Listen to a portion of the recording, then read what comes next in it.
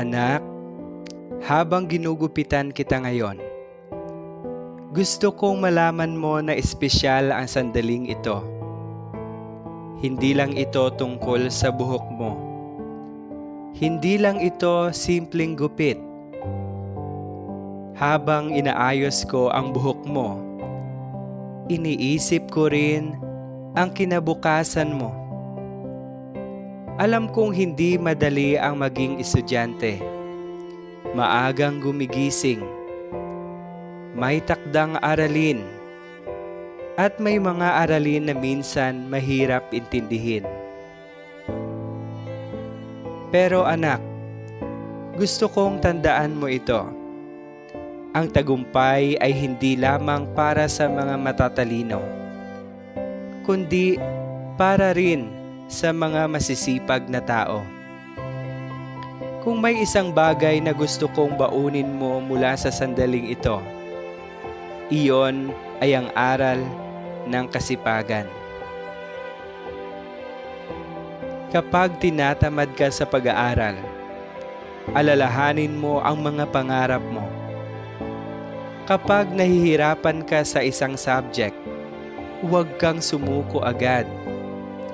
Ang bawat hirap na nararanasan mo ngayon ay paghahanda para sa mas malaking tagumpay bukas.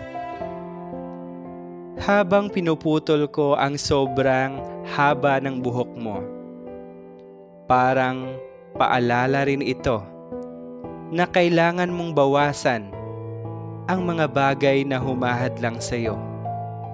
Katamaran, takot, at pagdududa sa sarili. Anak, naniniwala ako sa iyo.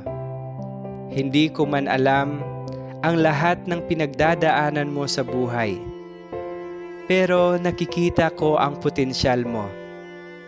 Nakikita ko na kaya mong magsikap. Kaya mong mangarap. Ang edukasyon ang isa sa pinakamahalagang kayamanan na pwede mong makuha. Hindi ito madaling kunin. Pinaghihirapan ito. Pinagpupuyatan. Pinagtitiisan. Pero kapag nakuha mo ito, walang sinuman ang makakaagaw sa iyo. Pagkatapos ng gupit na ito, kapag tumingin ka sa salamin, gusto kong makita mo hindi lamang ang maayos mong buhok, kundi ang isang batang determinado, isang batang masipag, isang batang may direksyon, isang batang hindi susuko. Anak, magsikap ka sa pag-aaral. Ibigay mo ang best mo araw-araw. Kahit maliit na hakbang, basta tuloy-tuloy. Dahil ang batang masipag ngayon ay magiging matagumpay na tao balang araw. At habang nandito ako bilang guro mo, patuloy kitang susuportahan at paniniwalaan.